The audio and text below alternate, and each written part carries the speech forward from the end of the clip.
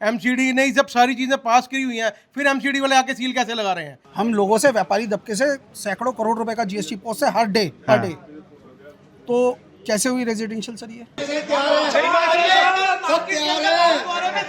GST number commercial के अंदर, house tax का बिल सर कमर्शियल के अंदर, बिजली का बिल तो कमर्शियल के अंदर, तो ये रेजिडेंस है कहाँ गया? बीजेपी का सरकार तो जब से आती है ना, दिक्कत व्यापार में है ही है, जबकि पहले से कहा जाता है कि व्यापार वर्ग की सरकार है। हाँ, ये तो कहा जाता है बीजेपी व्यापारियों की पार्टी है। भाजपा की सरकार जो है व्यापारियों की सरकार मानी जाती है और व्यापारियों की ही सरकार है। अभी नॉलेज किसी को है नहीं, आए कल इन्होंने कोई डिटेल्स आई नहीं किसी के पास। अच्छा, तो अभी किसी को कुछ पता नहीं है, लेकिन डर तो है ही। सुप्रीम कोर्ट की सख्ती के बाद चांदनी चौक में सीलिंग शुरू हो गई है। नमस्कार, मैं हूं शरद शर्मा, आप देख रहे हैं शरद शर्मा ऑन ग्राउंड। बुधवार 6 अगस्त 2025 को चांदनी चौक में तब हड़कंप मच गया जब एमसीडी के अधिकारी कटरा नील में कुछ दुकानों को सील करने के लिए पहुंच गए। जैसे ही एमसीडी के अधिकारी आए सीलिंग के लिए, तुरंत ही जो व्यापारी थे यहाँ के, इन्होंने विरोध में सारी दुकानें बंद कर दी। और क्योंकि हड़कंप मचा हुआ था कि एमसीडी वाले आ गए हैं, सीलिंग हो रही है, तो पूरा का पूरा बाजार ही बंद कर दिया गया। बताया जा रहा है कुछ दुकानें सील की गई हैं और बाकी के लिए कहा गया है कि 15 अगस्त के बाद में उन पर कार्रवाई की जाएगी। तो मैं चांदनी चौक के कटरा नील में ही हूँ। ये वैसे तो चांदनी चौक में बहुत से कटरे और कूचे हैं, लेकिन ये जो है ऐतिहासिक महत्व का है। चांदनी चौक वैसे तो पूरा ही ऐतिहासिक महत्व का है, लेकिन यहाँ पे विशेष महत्व है कि यहीं पर 1942 के भारत छोड़ो आंदोलन के समय पुलिस की गोलियों से अनेक प्रदर्शनकारी घायल हुए और अनेक जो हैं वो शहीद हुए थे। और कटरा नील जो है, यहाँ पर एंट्री पर जो दरवाज़ा है, इसको भी ऐतिहासिक महत्व का हेरिटेज बिल्डिंग इसको बताया जाता है। ये कटरा नील में एंट्री हो गई। तो यहीं पर 6 अगस्त बुधवार को एमसीडी के अधिकारी आए, तब सारा बाज़ार बंद कर दिया गया। तस्वीरों में आपने ये देखा ही है। कपड़ों का मार्केट है, लेडीज सूट वगैरह का। कैसे हैं जी? मैं कल तो यहाँ पर सारा मार्केट बंद हो गया था। कल सीलिंग के चक्कर में बाजार बंद हो गया था जी। अच्छा, तो ये पर है तो अवैध निर्माण ही, अगर सीलिंग हो रही है तो? नहीं, ऐसा नहीं है। हाँ। सारे अवैध तो नहीं है। अच्छा, सारे अवैध तो नहीं है, पर वो सीलिंग तो इसी आरोप में कर रहे हैं। देखो किसी का अवैध हो सकता है, लेकिन ज़्यादातर ओके वाली पोजीशन है। अच्छा, क्योंकि ये बताया गया कि 20 से 25 दुकानदारों को दिसंबर से ही नोटिस आया हुआ था। वो अगर किसी को अंदरूनी तौर पे आया तो किसी ने डिस्क्लोज तो किया नहीं। अच्छा, उस तरह से मालूम नहीं। ठीक है, बाकी आप देखते रहिए जी, अभी आपसे मैं मिलूंगा आपसे। ये गली घंटेश्वर भाई है ये? कौन सी हुई है कल दुकान सील जो हुई है? अच्छा है, अच्छा आगे जी। कौन सी सील हुई है जी कल? अंदर गली में 583 सील हुई है। 583? हाँ जी, 583 में ही? 583 में 2 दुकानें सील हुई हैं। अच्छा, एक तो सेकंड फ्लोर पे, हाँ। फर्स्ट फ्लोर पे, और एक टॉप फ्लोर पे। कोई अच्छा, मतलब नहीं, कुछ नहीं। फोर्स आई, पुलिस वाले आए, एमसीडी वाले आए और अपना सीलिंग अपना ठोका के चले गए। वो कह रहे थे हमारी दुकान पे भी थी अंदर, अच्छा। उसके लिए भी था सीलिंग का नोटिस, कह रहे थे। अच्छा, आपकी दुकान के लिए भी? अच्छा, यहाँ बैठ सकते हैं जी। क्या नाम हुआ जी आपका? मेरा नाम अरुण मित्तल है। ये आपका कहीं का लेडीज सूट्स का काम है हमारा। तो आपको भी नोटिस आया हुआ है? नोटिस आया हुआ है। कहाँ का नोटिस है वो? वो कह रहे हैं जी ये रेजिडेंशियल एरिया है और आप कमर्शियल एक्टिविटी कर रहे हैं। इनसे पूछो, जो 40 साल पुरानी दुकानें हैं हमारी, हाँ। हमारे पास सारे डॉक्यूमेंट्स वगैरह सब कुछ हैं। तो ये रेजिडेंशियल हुआ कैसे, कहाँ का है? आज चांदनी चौक का सर्वे कराओ, यहाँ पे 95% कमर्शियल एक्टिविटी है। हाँ, तो ये 5% के पीछे यहाँ पे कोई भी है, कंप्लेंट हो रही है, क्या हो रहा है, नोटिस आ रहे हैं, इलीगल बंद कर रहे हैं, ये तरीके सिस्टम नहीं समझ आ रहा हो क्या रहा है। चांदनी चौक जैसी मार्केट, अच्छा, चांदनी चौक जैसी मार्केट को अगर ये रेजिडेंशियल, आप ये कह रहे हैं कि 40 साल से आपकी दुकान है ये? सर 50 साल पुरानी बिल्डिंग है। हाँ। जिस शॉप पे बैठा हूँ वो 20 साल पुरानी शॉप है मेरी खुद की, मैं वर्क करते हुए। अच्छा। उससे जिससे मैंने परचेज करी थी वो 20 साल काम करके गया वहाँ पे।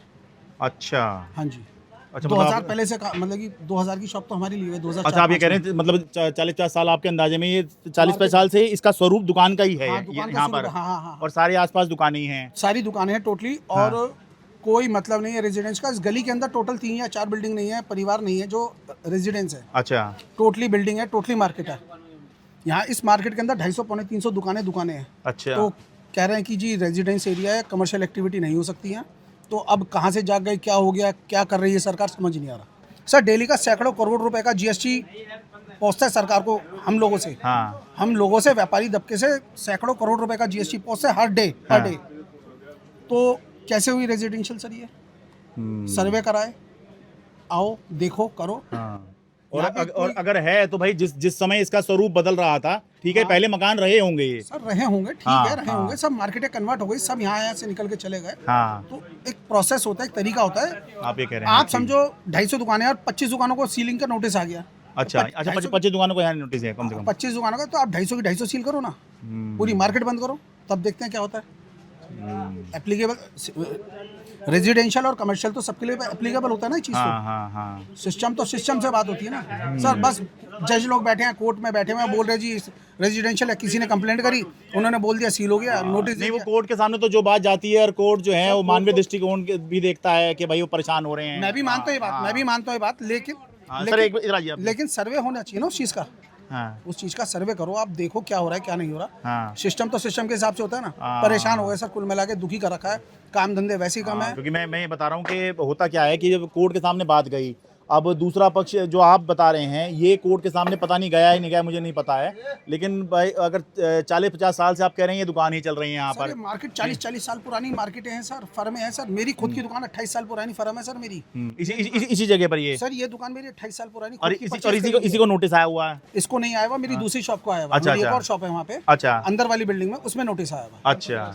583 नंबर में, जो कल सीलिंग करके गए हैं 2 दुकानें, फर्स्ट फ्लोर और टॉप फ्लोर। तो नहीं, तो आपकी सील तो नहीं हुई अभी? सर सील नहीं हुई। हाँ। सर हुई नहीं, बस बच गए। अच्छा। वो कह रहे थे बाहर चलो बाहर चलो। अच्छा। सीलिंग करने निकले नहीं, हमारे ताऊजी बैठे हुए थे अंदर, हमारा जॉइंट फैमिली बिजनेस है। तो 583 में कौन कौन सा फ्लोर सील हुआ बता रहे हैं आप? सर फर्स्ट फ्लोर पे एक शॉप सील हुई है। हाँ। और थर्ड फ्लोर पे एक शॉप सील हुई है। अच्छा। और लिस्ट तो लंबी लेके आए थे, एक हमारी भी थी नीचे, आपकी ग्राउंड फ्लोर पर थी? हमारी ग्राउंड फ्लोर पे है। अच्छा। वो भी लाए थे नोटिस के लिए। अच्छा। और ऊपर जो 2 दुकानें थी उनको बोल के गए हैं आप अपना माल निकाल लो। हाँ। हम फिर आएंगे और सील करके जाएंगे।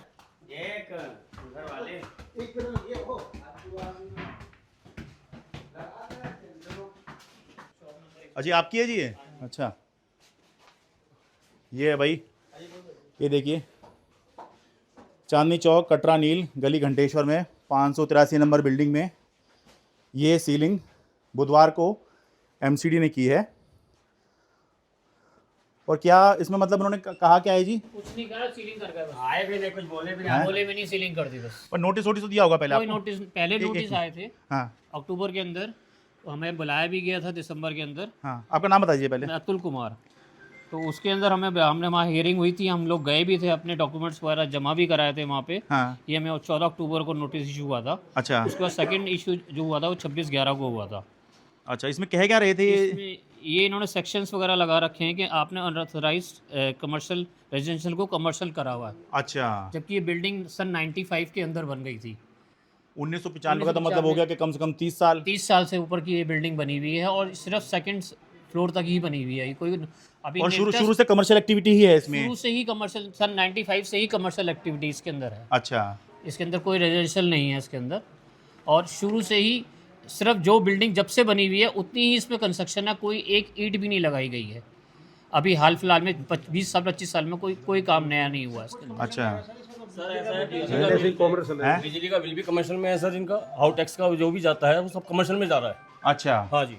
तो आप अभी बताइए, सब पूरी बिल्डिंग कमर्शियल के अंदर है, तो रेजिडेंस कहाँ से हुई बताइए आप मुझे। अब देखिए, मतलब मैं इसमें कोई ये नहीं कह सकता कि ये सही कहने गलत, लेकिन सरकार को पता है, पूरे सिस्टम को पता है कि अगर ये जैसे बता रहे हैं कि बिजली का बिल कमर्शियल में जा रहा है, ठीक है, और जो ये प्रॉपर्टी टैक्स दे रहे हैं वो कमर्शियल का जा रहा है, तो जब सारा ही कमर्शियल में जा रहा है, सालों से जा रहा है, कहाँ से आ गई है? ट्रेड लाइसेंस एमसीडी के बन रहे हैं, ट्रेड लाइसेंस बन रहे हैं हमें लाइन सीडी के जो है, सब चीज कमर्शियल, सब कमर्शियल के अंदर ही चल रही है। यहीं के एडरेस पे ट्रेड लाइसेंस बन रहे हैं। बिल्कुल बन रहे हैं जी, सब अच्छा, ट्रेड लाइसेंस है। इसमें तो कहना पड़ेगा कि देखिए, अगर ट्रेड लाइसेंस बन रहे हैं, एमसीडी ही ट्रेड लाइसेंस बना रही है और एमसीडी आकर सीलिंग कर रही है, तो ये तो जबरदस्ती की बात यहाँ पे लगती है, क्योंकि एमसीडी को सब पता है। इंस्पेक्शन होती है कि आप काम यहाँ पे कर रहे हैं, जीएसटी नंबर तभी तो अप्रूव होगा। कैसे होगा आगे? अच्छा हाँ, जीएसटी नंबर तो वो बकायदा पूरा लगाया जाता है। जीएसटी नंबर भी आप कमर्शियल में दे रहे हैं तो ये इंटेलिजेंस हुआ कहाँ से? जीएसटी लिया हुआ है, जीएसटी नंबर लगे हुए हैं, ये लगे हुए हैं सामने जीएसटी नंबर। नहीं ये होगा ऊपर इस पे ये जीएसटी नंबर सब नहीं लगे हुए हैं। अच्छा इसी पे लिया वो लगाया हुआ है। अच्छा यहाँ पर अच्छा इशू कैसे कर देंगे, कमर्शियल नहीं है तो ये सारा एड्रेस होता है बाकायदा। मैं तो कमर्शियल के अंदर कैसे यूज हो जाएगा? मैं तो ये कह रहा हूँ ये तो नजायज है बयान। ये जब सुप्रीम कोर्ट में भी जब सुनवाई हो रही थी तो सुप्रीम कोर्ट ने भी ये कमेंट किया था कि एमसीडी की मिली भगत से ये सब हो रहा है, ठीक है। तो इसका मतलब सुप्रीम कोर्ट भी मान रहा है कि भाई एमसीडी के वो मिले हुए हैं, ठीक है। प्रूफ है तो कार्रवाई लेकिन एमसीडी पे भी तो कार्रवाई होनी चाहिए। एक बात बताइए, आपके सामने खुद प्रूफ हो रहा है इस बात के लिए। एक बात बताइए, जीएसटी नंबर कमर्शियल के अंदर, हाउस टैक्स का बिल सर कमर्शियल के अंदर, बिजली का बिल तो कमर्शियल के अंदर, तो ये रेडिडेंस रह कहाँ गया? आप क्या कहते हैं? आपको अगर कार्रवाई करनी है, जिन नेताओं जिन्होंने ऑफिसर्स ने ये खा के भ्रष्टाचार हो के बनाने दी, तो आपको एक्शन लेना उनके ऊपर। हाँ, यही तो मैं कह रहा हूँ कि भाई अगर इन्होंने कुछ अवैध किया है तो भाई जिसने बनने दिया, जिसकी जिम्मेदारी थी कि यहाँ ना बने, अगर ये अवैध है तो भाई जिसकी जिम्मेदारी थी कि यहाँ पर कुछ अवैध ना हो, तो भाई उनको भी तो कार्रवाई होनी चाहिए। टाइम रोकना चाहिए ना। यहाँ पे काम करते हुए हमारे लोगों को आज तक ऐसा कुछ नहीं हुआ। एमसीडी ने जब सारी चीजें पास करी हुई हैं, फिर एमसीडी वाले आके सील कैसे लगा रहे हैं? ट्रेड लाइसेंस दे रहा है, जीएसटी विभाग यहाँ पे आके इंस्पेक्शन करके हमारे को जीएसटी नंबर अप्रूव करवा के दे रहा है। हाउस टैक्स इसके अंदर कमर्शियल आपका हाउस टैक्स जा रहा है, इसके अंदर कमर्शियल मीटर लग रहे हैं, इसके अंदर किस तरीके से लग रहे हैं? इतना ये तो खरबों रुपया का व्यापार चांदनी चौक से जाके हाउस टैक्स इनको वो मिलता है, जिनके साथ सारे नेताओं का जो है खर्चा चलता है, चाहे एमसीडी है चाहे वो कहीं का भी है, सबको जाके यहीं से सैलरी मिलती है। जब व्यापार नहीं होगा तो उनको काम कौन करके देगा? भाई दुनिया की चौथी सबसे बड़ी अर्थव्यवस्था बनने में तो जो है चांदनी चौक का तो बहुत बड़ा योगदान है, मैं तो ये कह ही रहा हूँ। तब उस चीज के लिए आके अगर इसी के ऊपर गाज गिराओगे तो फिर क्या करेंगे? सारा भ्रष्टाचार है इसका मतलब, ये तो हर चीज के लिए। भाई इतने साल से, हाँ जी आप कुछ कहते हैं? मैं कह रहा हूँ करोड़ों रुपए का जो टैक्स देते हैं हम लोग, उसके बाद में हम पे परेशानी आए तो उसका समाधान कैसे होगा? भाई आज बच्चे पालने भारी पड़ रहे हैं, वैसे व्यापार में दम नहीं है। जब से वैसे भी बीजेपी का सरकार तो जब से आती है ना, दिक्कत व्यापार में है ही है, जबकि पहले से कहा जाता है कि व्यापार वर्ग की सरकार है। हाँ, ये तो कहा जाता है बीजेपी व्यापारियों की पार्टी है, व्यापारियों की पार्टी। और जब जब व्यापारी परेशान होता तो बीजेपी सरकार में परेशान होता, उससे पहले कभी नहीं होता। तो इनको सोचना चाहिए, ऐसा नहीं है मतलब अगर हम लोग बीजेपी को वहां ले जा सकते हैं तो नीचे भी ला सकते हैं, अगर ऐसा ही रहा तो। भाई सबसे ज्यादा टैक्स व्यापार से ही जाता है, सरकार हमारे पैसे से चलती है, उसके बाद भी दिक्कतें हम लोगों को आती हैं। तो उसका समाधान तो निकालना चाहिए। एमसीडी में जब सारी चीजें हैं, ये सारा मतलब एक छोटा सा भी कार्य कराते हैं हम, जीएसटी नंबर लेके आओ, पैन कार्ड लाओ, आधार कार्ड लाओ, सारी चीजें इस एड्रेस पे, तो सीलिंग का तो कोई मतलब ही नहीं बनता। मैं एक बार ये स्पष्ट कर दूं, सुप्रीम कोर्ट पर सवाल नहीं उठा रहे हैं, सवाल एमसीडी पर उठ रहे हैं कि एमसीडी के सामने ही सब कुछ बना है। माननीय सुप्रीम कोर्ट तो कभी भी गलत करते ही नहीं है भाई, वो तो कोर्ट के सामने तो जो तथ्य जाते हैं वो उस पर जो अपना फैसला सुनाते हैं। जी, लेकिन उनको तो मतलब पहले जो अधिकारी हैं उन पे एक्शन लेना चाहिए। हम लोगों की क्या क्या गलती है इसमें? एक बार वो दिखा दे, एक और है ना ऊपर है ये, भाई देखिए ये एक और दुकान सील की गई है। हालांकि मुझे तो लगता है कि अगर सील होना हो तो फिर तो पूरी बिल्डिंग ही सील होगी भाई, इसमें कि भाई आपने रेजिडेंशियल में कमर्शियल कर रहे हो, अगर ऐसा होना होगा तो। सिलेक्टेड टारगेट हो रहा है ये कुछ दुकानदारों के ऊपर, सिलेक्टेड टारगेट है। आज सुप्रीम कोर्ट ने बोला कि 1.25 लाख बिल्डिंगों में से 1 लाख बिल्डिंगें नाजायज बनी हुई है। तो सुप्रीम कोर्ट कितनी बिल्डिंगों को तोड़ना चाहता है? किस किस को सुप्रीम कोर्ट बर्बाद करना चाहता है? इसका जवाब हमें कौन देगा? और अगर ये बनी हुई है तो बनने किसने दी है? मैं तो ये कह रहा हूँ एमसीडी ने बनने दी है, एमसीडी को जवाबदार होना चाहिए। दिल्ली सरकार को आना चाहिए इस मामले में। अगर केंद्र की सरकार, दिल्ली सरकार हमारे साथ नहीं है तो फिर उनको चलाएगा कौन? मैं ये कह रहा हूँ कि मैं नहीं जानता कोई आपका ये वैध है या अवैध है, लेकिन मैं ये कह रहा हूँ कि अगर ये अवैध है आपका तो भाई ये बनने किसने दिया? बनने तो एमसीडी ने दी है। बिना लिए दिए कैसे बन गया होगा? कुछ भी काम नहीं होता दुनिया में। सारी चीजें हैं, ले दे के भी हुआ है, जैसे भी हुआ है, लेकिन अब सील लगा दी, ये मतलब बंदा कहाँ जाएगा? ये तो रोड पे आ गया एक साथ, मतलब बगैर नोटिस के साथ में। कभी नोटिस हमने पहले दे दिया, कई नोटिस तो ऐसे होते हैं उसको पता ही नहीं चलता, बोला जी हमने तो 4 बार भेजा, लेकिन उसके पास एक बार भी नोटिस नहीं आया, आए सील लगा के चले गए। सामान सारा अंदर है सामने वाले का, उसका तो व्यापार चौपट हो गया, कहाँ जाएगा बंदा? किससे गुहार लगाएगा? अच्छा, माननीय सुप्रीम कोर्ट का आदेश है कि जी उन्होंने सीलिंग का आदेश दिया है, और ये एमसीडी में सारे चोर बैठे हुए हैं।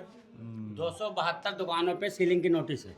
272 ये इसी में कटरा नील में चांदनी चौक चांदनी चौक में। अच्छा, हमारे 272 दुकानों में। हाँ अब अचानक आ गए, कोई नोटिस नहीं, कोई कुछ नहीं कि मैं कल आ रहा हूँ, 2 दिन का मौका देते हैं ना किसी को मारने का, कुछ नहीं, अचानक आ गए। हम बाहर से भाग के आए, जब तक हमारी दुकान में नीचे सील लगा दिया उन्होंने। अच्छा, ये फर्स्ट फ्लोर, अच्छा ठीक ठीक ठीक। ये किसकी है जी, ये वाली? आए नहीं, सीले लग गए तो कहाँ आएंगे वो? हाँ, यहाँ पे आके क्या करेंगे, और अब तोड़ नहीं खुलवाने सकते, के लिए लगे हैं। तोड़ नहीं सकते, उनका आदेश है, उनके ऊपर जुल्म हो जाएगा। हाँ, वो तो और आए वो सुप्रीम कोर्ट के आदेश हैं, तो वो भी होगा, सुप्रीम कोर्ट के उसकी उल्लंघन कर दिया। ये तो मतलब व्यापारी चिंतित हैं इसको लेकर क्या? व्यापारी चिंतित तो है ही है सर, मतलब लेकिन हैं, चिंता तो सब में है ही है सर, कि क्या एक्शन होगा पता नहीं लगता ना उसके लिए। अच्छा, इस वजह से सब चिंता तो है ही है, सब यही बात हो रही है अभी अच्छा कि भाई क्या होगा क्या नहीं होगा पता लगेगा। नहीं, पर वो अगर सीलिंग हो रही है तो कुछ अवैध निर्माण भी उसमें होगा, ऐसा तो नहीं होगा कि वैसे ही कर रहे कुछ हैं। क्लियर आउट नहीं है सर अभी, कल जो बात हुई उसके हिसाब से तो कुछ क्लियर आउट नहीं हुआ है अभी कि हाँ। किस वजह से ये सीलिंग के लिए आए थे। अच्छा, तो अब एक बार क्लियर आउट होगा तभी पता लगेगा व्यापारियों को भी। आने, क्योंकि सुप्रीम कोर्ट ने बड़ी सख्ती से कहा था ना भाई, अवैध निर्माण हो रहा है सील करो, और कोई अवैध निर्माण में एक ईंट लगा रहा है तो उसे तुरंत गिरफ्तार करो। निर्माण इसमें कुछ है ही नहीं है, बिल्डिंग तो पहले से ही थी। हाँ, ये तो बिल्डिंग पहले से ही थी, इसमें अवैध निर्माण तो कुछ था ही नहीं कि जो अभी रिसेंटली कुछ हुआ हो, ऐसा कुछ था नहीं। तो फिर उसकी इसी वजह से सब में कन्फ्यूजन भी हो रही है कि भाई ये क्यों हो रहा है क्यों नहीं हो रहा है, कन्वर्जन चार्ज की वजह से हो रहा है या किस वजह से हो रहा है, कुछ नहीं पता लग रहा। अच्छा अभी नॉलेज किसी को है नहीं, आए कल इन्होंने कोई डिटेल्स आई नहीं किसी के पास, अच्छा, तो अभी किसी को कुछ पता नहीं है, लेकिन डर तो है ही मेरी। मतलब सबको लग रहा है कि हमारी भी सील हो सकती है। सर अभी जब तक कोई डिटेल नहीं आए, चाहे तो एमसीडी इन्फॉर्म करे कि सर ये लोगों के हमारे पास लिस्ट है हाँ, कि इन्होंने गलत कर रखा है, जब तक वो नहीं पता चले तो कोई वेग में तो देखिए सभी को रिस्क लगता है ना। क्या पता चलता है कि किसकी होगी किसकी नहीं होगी, कैसे पता चले?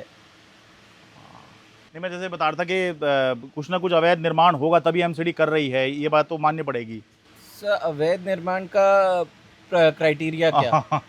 आज चांदनी चौक में 150 साल पुरानी बिल्डिंग है। हाँ, अगर किसी की छत क्रैक हो गया और उसने उसको रिपेयर कराया हाँ, और ईंट लगी, ऑब्वियसली क्रैक रिपेयर करने के लिए लगेगी, हाँ। तो वो यानी कि सुप्रीम कोर्ट के हिसाब से वो अवैध हो गया।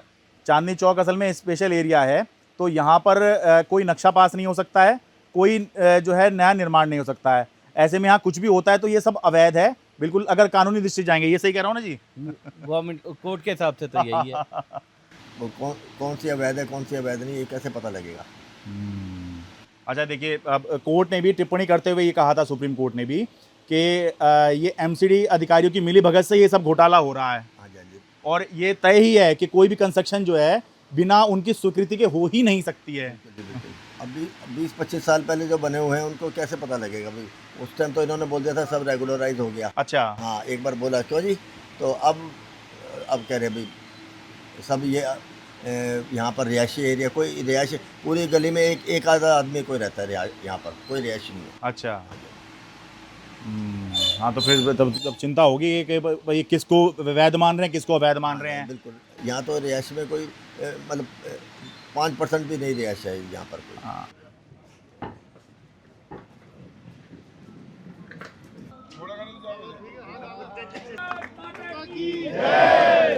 चांदनी चौक के कटरा नील की गली घंटेश्वर में जहाँ पर सीलिंग हुई है, उसके एसोसिएशन है, मार्केट एसोसिएशन है, उसके पदाधिकारी मेरे साथ में हैं। सर, पहले अपना नाम बता दीजिए। मैं सुशांत अग्रवाल। आप क्या हैं जी एसोसिएशन में? मैं प्रधान हूँ वहाँ का। जी, ठीक। तो ये कल जो कार्रवाई हुई है, तो इसको लेकर पहले आप क्या मान रहे हैं? क्या अवैध कंस्ट्रक्शन के चलते ये कार्रवाई हुई है या कुछ और आपका? अवैध कंस्ट्रक्शन का इसमें कोई मुद्दा नहीं था। इसके अंदर जो सरकार कर रही है और एमसीडी कर रही है, जो कि इसमें मिस यूज हो रहा है, मतलब इसमें अगर रेसिडेंस था तो कमर्शियल एक्टिविटी चलाई जा रही है। हाँ, यही बता रहे हैं व्यापारी, यही व्यापारी बता रहे हैं। लेकिन ये 1-2 बिल्डिंग है, अगर मिस यूज है तो पूरा चांदनी चौक ही है, क्योंकि जितने भी चांदनी चौक का एरिया है सारा रेसिडेंशियल ही है। अच्छा, देखा जाए तो।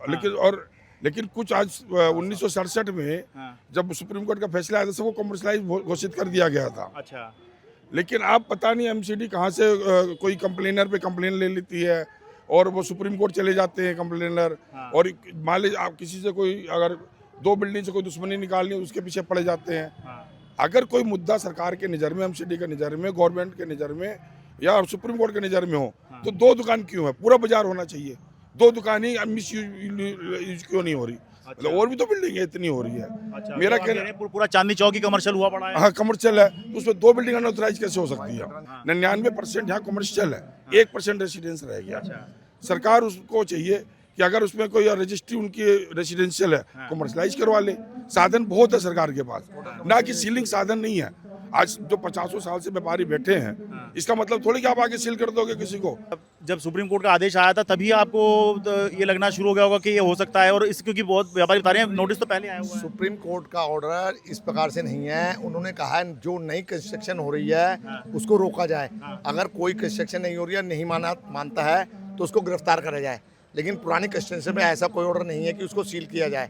लेकिन यहाँ पर वो सील का तो उन्होंने कहा है कि अगर जरूरत पड़े तो आप सील कीजिए। नहीं जरूरत पड़े तो, लेकिन इस टाइप की बिल्डिंगों को सील करने के लिए नहीं बोला है। नहीं पुराने कंस्ट्रक्शन को कोई सीलिंग के लिए नहीं बोला, लेकिन यहाँ चुन के टारगेट करके सीलिंग करी जा रही है। यहाँ पर एक परिवार है जो टारगेट सीलिंग लेता है, अपनी फोटो खींचता है, एमसीडी में भेज देते हैं, आगे ऊपर कंप्लेन कर देते हैं, उसके बिहाफ पे ये सीलिंग हो रही है।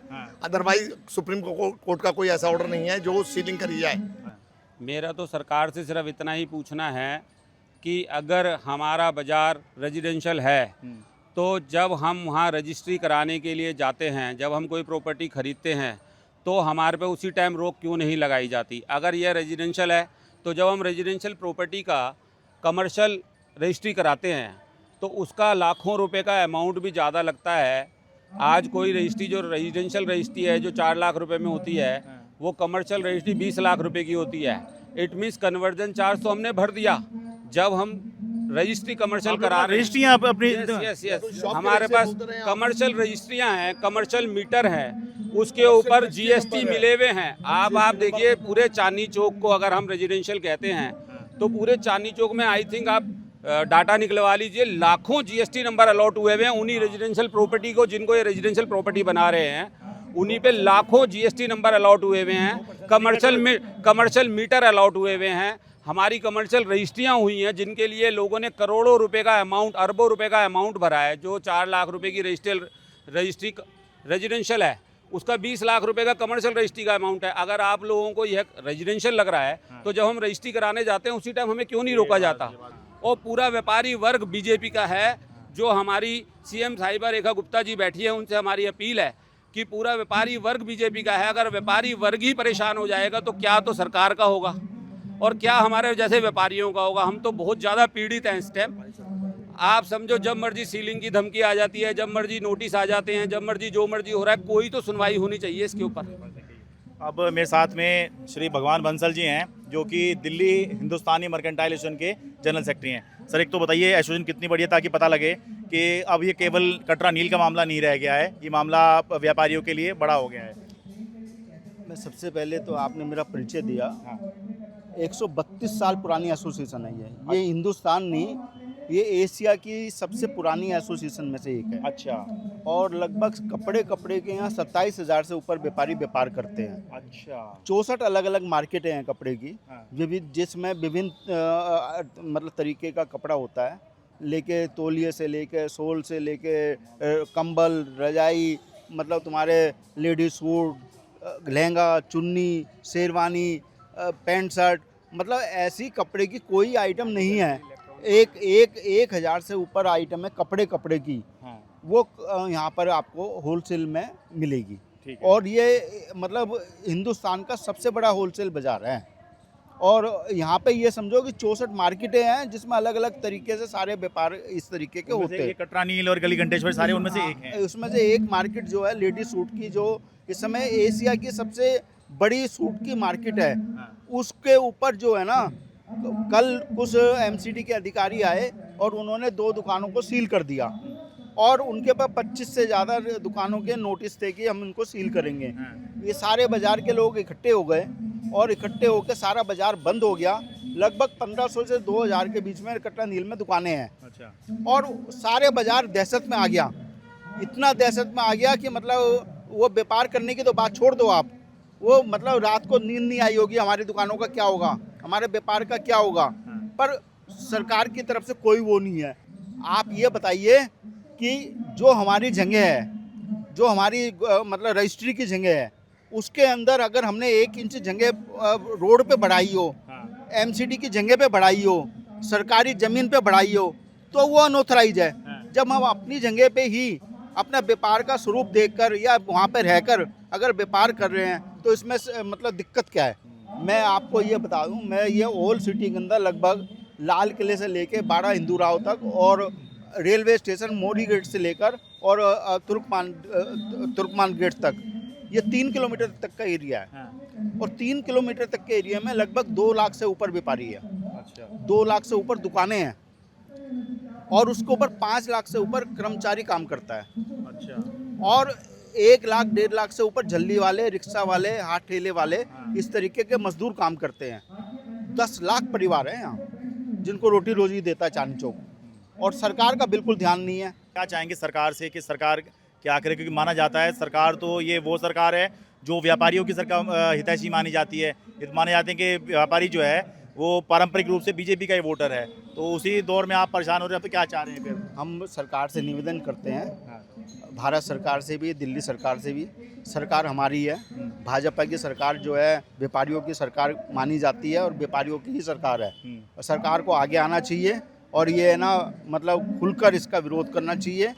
कुल मिलाकर चांदनी चौक में सीलिंग आसान मुद्दा नहीं है, बहुत ही जटिल मुद्दा है।